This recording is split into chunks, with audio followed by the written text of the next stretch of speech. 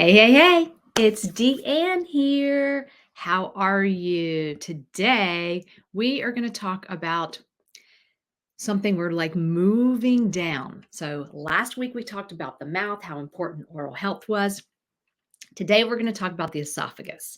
So, this is the third video in my digestion video series. So, let's get started. All right. So, the esophagus, what is it? It is a muscular tube that basically connects the mouth to the stomach. And when we chew our food, it becomes something called a bolus. It's just that chewed up food mixed up with saliva. And we want that to be able to move easily through the esophagus. It takes about 8 to 10 seconds for that to happen. And we have these muscular movements called peristalsis that move the food down through the esophagus into the stomach. Gravity also helps, so that's why it's super important after you eat to stay upright. If you lie down, then you're going to lose that gravity. And the important thing that we're going to talk about today is this ring of muscle that's at the end of the esophagus. Okay, this is called the lower esophageal sphincter. You may see it as LES. And this muscle is a round muscle that closes and opens, and it basically allows food to move into the stomach. And then when it closes, it prevents acid and food to come back up. So there are things that can negatively affect the movement through the esophagus. You've heard me talk a lot about chewing and chewing and chewing. And we want it to be almost liquid when we swallow the food, and that is going to help it move through the esophagus. Secondly, I always talk about taking time when you eat to look at your food, to smell your food, because that allows your brain to send a signal through your nerves to your salivary glands so you can release the saliva. And that's super important because there's enzymes in that saliva that are going to break down the food into the smaller particles. So then it can be carried into or through the esophagus easier. And lastly, I always talk about sympathetic dominance, that on the go, when you're always doing something, kind of that superwoman syndrome, you will be stuck in that sympathetic dominance state.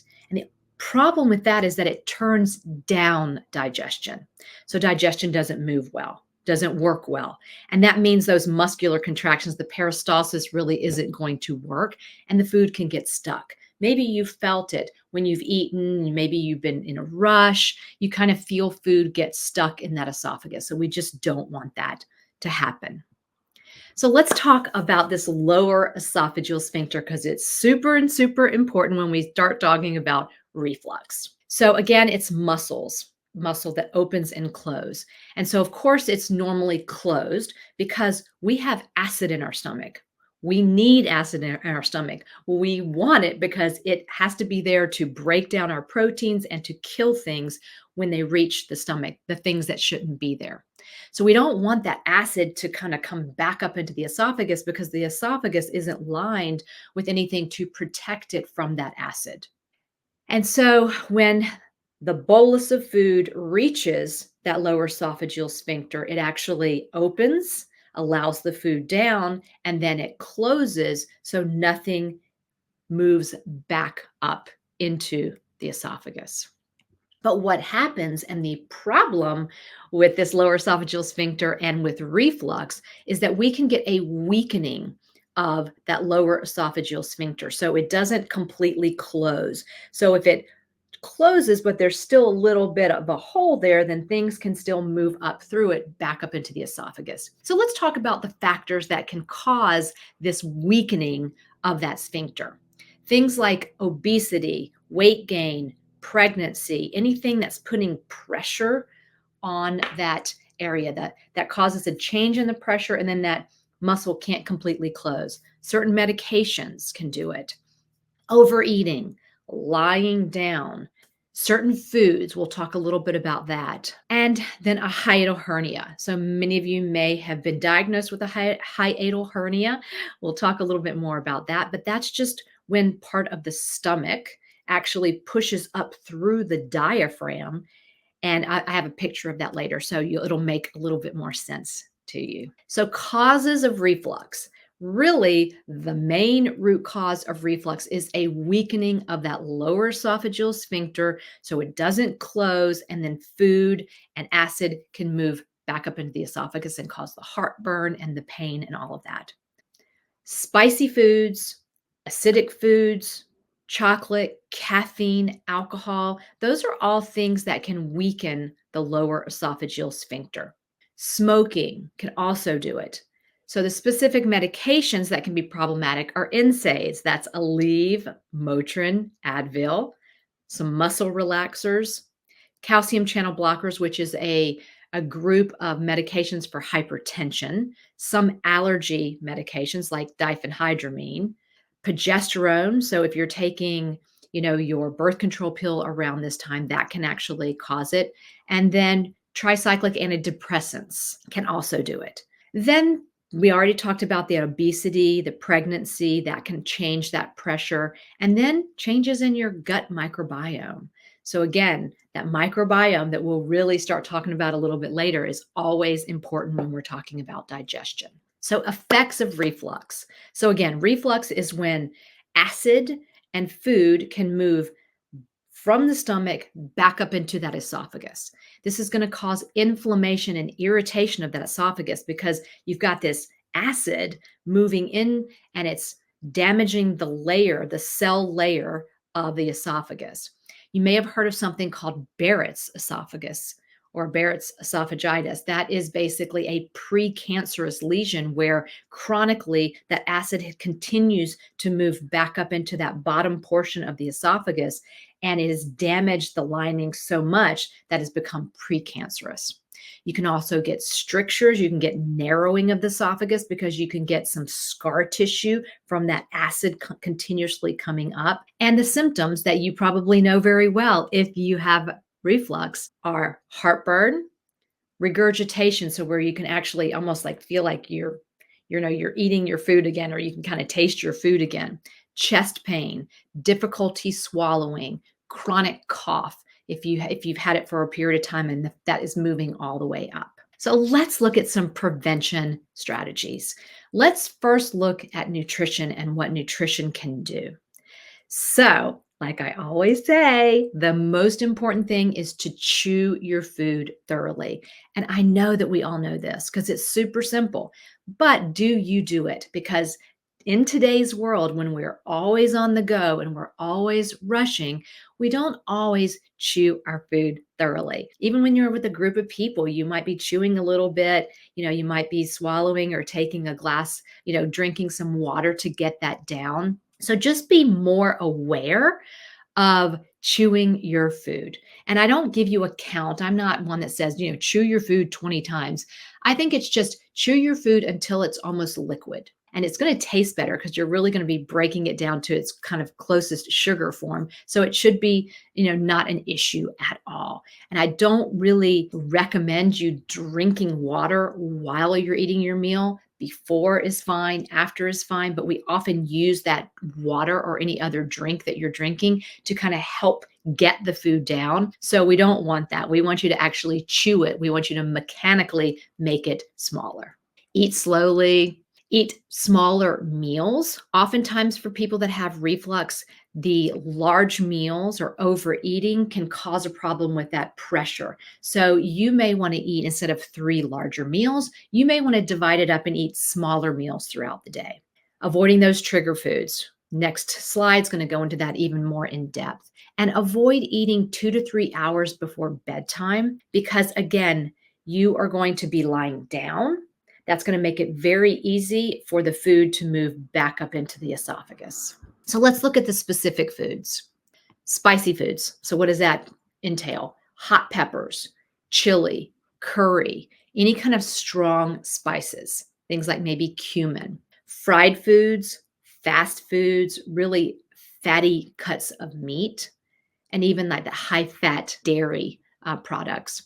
Citrus fruits can be very problematic for some people. Now, you may not have a problem with all of these. So everybody's different. So some of these foods may cause a problem. If you have a lot of issues with reflux, I would try to eliminate these as much as possible, but you can kind of play around and see which ones bother you the most.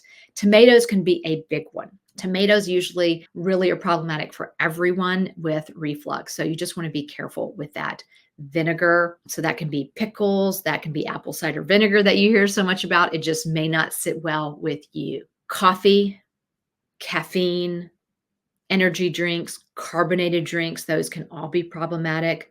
Alcohol of any kind, chocolate, mint and peppermint. We often use mint and peppermint to kind of ease our belly after a meal, but for some people with reflux, it just doesn't work. And then onions and garlic, which can be problematic because onions and garlic can be in almost all foods when you go out to eat. So you can always play around with that at home, taking out the garlic and onions and seeing how much better it is for you. So let's look at lifestyle. We talked about nutrition and what you can do there. Maintain a healthy weight, because as your weight starts to move up, that can cause more problems. That causes more pressure on that area. And so that's going to change that lower esophageal sphincter pressure. You can elevate the head of your bed.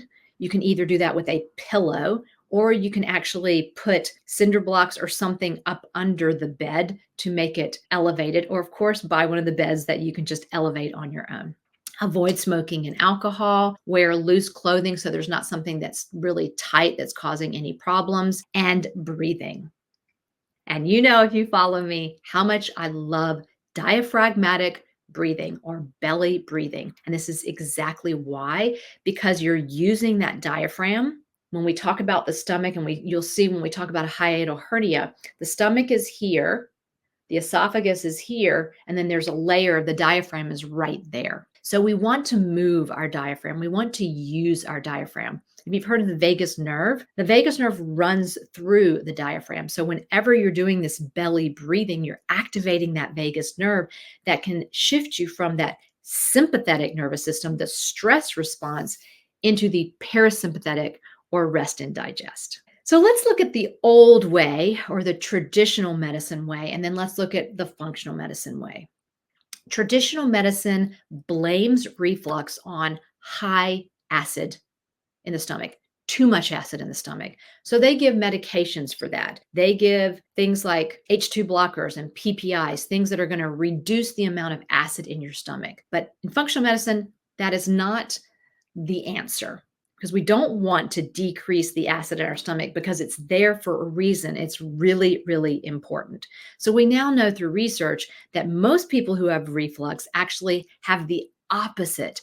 They have low hydrochloric acid or stomach acid. So it's called hypochlorhydria. What happens is when you have that low stomach acid, it doesn't allow that lower esophageal sphincter to completely close, causing the reflux. Okay. Then you have all those symptoms and you feel bad. But when you go to your regular doctor, they're like, oh, you've got too much acid. Here's a medication. And now you'll see why that medication really isn't working for you. So you may have gotten a diagnosis of GERD. GERD is usually the way we say it, or you see it, GERD, gastroesophageal reflux disease. And what that is it's just chronic reflux. Okay. So it's just a name for you're chronically having that heartburn and the acid moving up into the esophagus, that backflow. The symptoms of heartburn, you probably know them very well. It could be the regurgitation. It could be the upper abdominal pain, feeling full, burping, hiccuping, feeling bloated, nauseous, trouble swallowing. You know, you might even feel like you have a lump in your throat, chronic cough. So all those things are signs of GERD. So the risk factors. So if you have a connective disorder, an autoimmune disease called scleroderma, it increases your risk for GERD because that area actually thickens and hardens. Hormonal imbalances in estrogen, progesterone can actually affect this. That progesterone can change the pressure in the lower esophageal sphincter. Viral infections, diabetes, the standard American diet, high fat, processed food, all of those things can increase your risk for GERD. So let's look at the two biggest forms of conventional treatment: over the counter antacids, H2 blockers. Both of these things basically reduce the antacid, actually neutralizes the stomach acid, and the H2 blocker reduces the amount of stomach acid. And like I said before, we want that stomach acid. It's there for a reason. It helps break down our food, it breaks down our protein enough so we can actually separate the B12 from our food so it can then be linked to intrinsic factor and be absorbed in the body. If you don't have that acid and you're not breaking down your food well, you're probably not. You're going to be low in B12. And that's usually a very close connection with people who have a lot of reflux, is that they're low in B12. So these are just a list of the medications that you may have been using. And so then you'll just understand exactly what they do. Okay. So let's move into the problems with long-term use of these antacids. Look on the dose, look on the actual package. It will say do not use longer than 14 days because these medications are only meant for you to use them for 2 weeks. Because long-term use can do many things. It can reduce nutrient absorption. Just talked about B12. It can also impair calcium absorption. It alters the gut microbiome. And you'll learn more about that later, but the biome is hugely important for your immunity, for digestion, for really everything. When you go off of these medications, you usually get a rebound acid hypersecretion. So when you go off of them, it actually is worse than it ever was in the beginning. And so then you start taking them again. So there's a specific way to really go off of these things. Okay. Let's look at PPIs. Many of you may be on a PPI, and many of you may have been on them for a really long time. This is a class of drugs that, again, reduces stomach acid. And here are some of the names: Prilosec, Nexium, Prevacid. So these are things that you may be on right now. The problem with these, again, is that they suppress HCl. Let me take myself off so you can maybe read that a little bit better. They exacerbate underlying issues related to low stomach acid.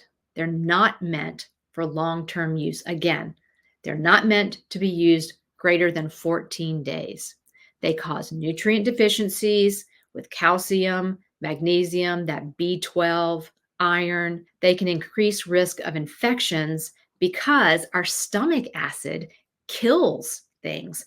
When we take in food and that food has bacteria or viruses in it, when it gets to the stomach, usually those things are killed off by our stomach acid. That's our protection. But if we don't have that stomach acid, if we're taking a medication to get rid of it, then some of that bacteria, some of those things are going to move through the system and then cause issues further down.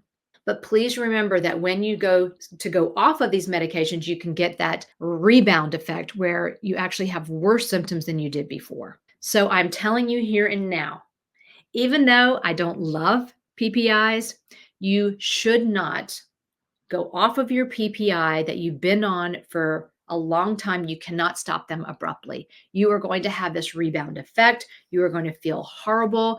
You're not going to be able to function. So there is a specific way for you to go off of them. And it definitely depends on how long you've been on them. There is a weaning process. Many of the medications have different dosages. So you can go back to your doctor if you feel like you want to get off of them, and you can talk to your doctor about slowly weaning down with the dosages and the frequency that you're taking it. And then I also recommend working with someone like myself who can give you supplements, who can give you herbs that can kind of take the place of the PPI, that you can also be healing your microflora at the same time. You can be healing the lining of your intestines. So again, I'm going to say it again. Do not abruptly stop your PPI. There's a way to do it. You need help with getting off of your PPI. It is a weaning process. Okay, so now we know that really the root cause of the reflux is hypochlorhydria, or low stomach acid. And this inadequate amount causes that lower esophageal sphincter to not be able to be tightly closed. And so things move back up. Okay. So let's look at some reasons why you would have low hydrochloric acid. One, age. As we get older, we don't produce as much. Okay. Chronic stress. Yep. Chronic stress can cause a decrease in how much acid your body makes. Nutritional deficiencies like zinc and B vitamins, those two things are necessary to produce hydrochloric acid. So if you don't have enough of those two, then your body can't make it. Infections like Helicobacter pylori or H. pylori actually damages the lining of the stomach, the cells that make the hydrochloric acid. Medications, we talked about those, the PPIs, the H2 blockers, leaky gut syndrome, poor diet. These are things that we've kind of really already talked about. The alcohol consumption, gastric surgery, that's damaging or removing part of the stomach, depending on what surgery you've had. And that can decrease the amount of hydrochloric acid that's produced that you need. Chronic illnesses, autoimmune disease, diabetes. Okay. So let's look at natural ways to stimulate stomach acid. One is digestive bitters, just taking herbs, gentian root, dandelion root, artichoke. I recommend taking these 15 to 30 minutes before a meal. You can take them as teas. You can take them as a liquid source. You can find those at most stores. So digestive bitters can be a great way. That's just going to stimulate the hydrochloric acid.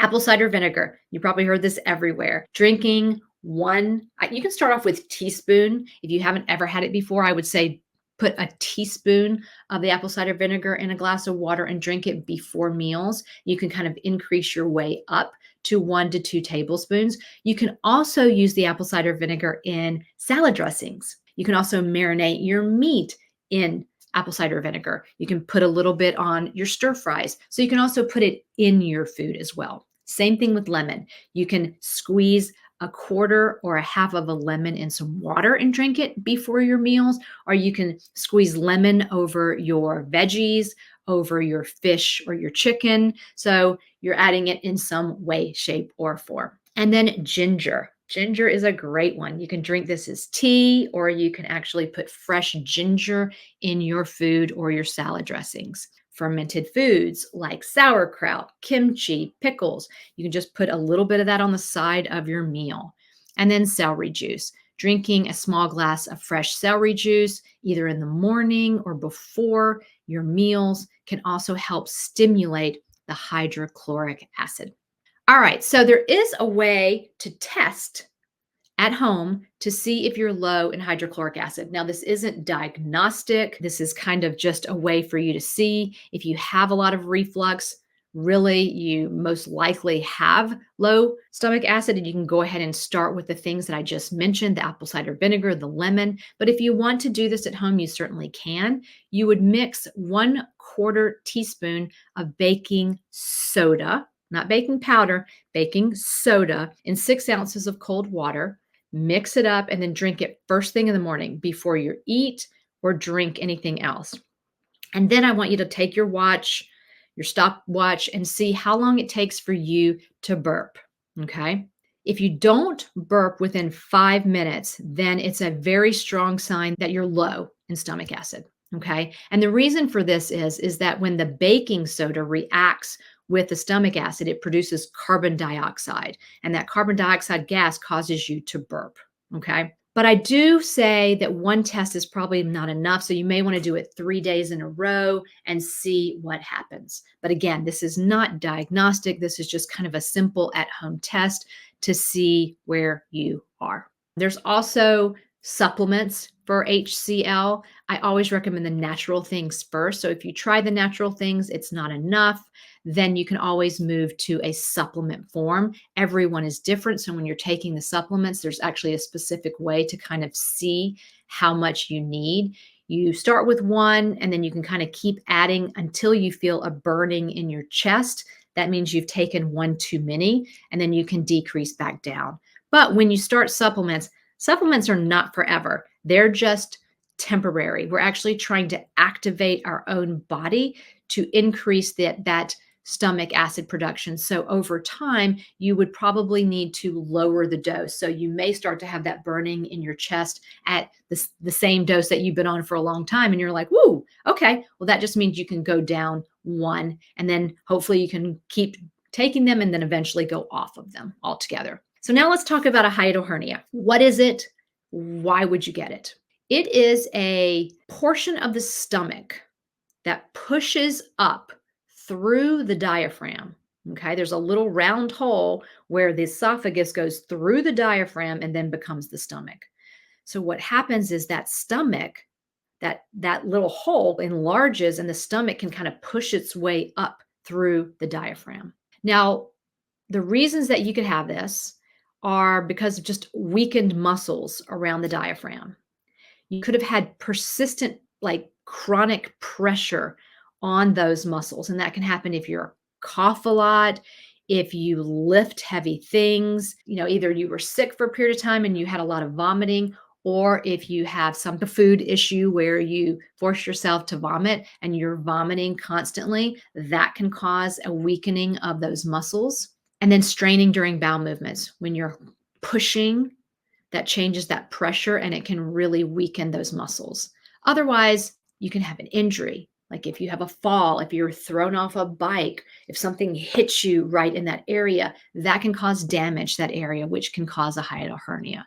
Surgery around the area. And some people are just born, the hiatus is that hole where the esophagus moves through the diaphragm. So if that hole is just larger than normal, then it's going to be easier for the stomach to move up through it. Okay, so here's a picture. This just shows you the normal esophagus coming down. It's a beautiful little tube that just becomes the stomach. And this is the diaphragm. Well, here you see that this is part of the stomach, and the stomach is actually moved through the diaphragm. So now you have this extra little pouch up here. Okay, so of course that's really going to affect this lower esophageal sphincter and cause lots of problems. So let's talk about the connection between the hiatal hernia and reflux. So I basically just kind of told you there, right there. Because that stomach is moving up, it's really changing the pressure in that lower esophageal sphincter so that it's not really being able to completely close. And it's just a higher risk of having food move up through the stomach into the esophagus. Okay, so that's really the big issue there. Let's look at natural ways to decrease hiatal hernia problems. Okay, these are very similar to everything we've already gone over to decrease problems with reflux.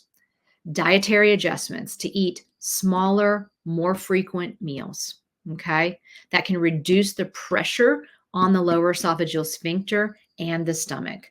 And avoid those foods that we talked about, the tomatoes, the spicy foods, the caffeine, the alcohol. The lifestyle changes we already talked about, elevating the bed, maintaining a healthy weight, avoid lying down right after meals. Breathing techniques, doing breathing with that diaphragmatic breathing or belly breathing is super, super important for this. It's really going to help give that diaphragm more tone to work that vagus nerve that moves right through there, and that can help tremendously. Things like yoga and stretching are also very good. And then ginger, chamomile, probiotics can also help. There are also manual things you can do. There's a place right below your sternum where you can actually press your fingers and kind of use a downward motion daily that can kind of help move that area that is moved up through the diaphragm, kind of push it back down. You can do that yourself. You can go have someone else help you with that. Acupuncture can also help.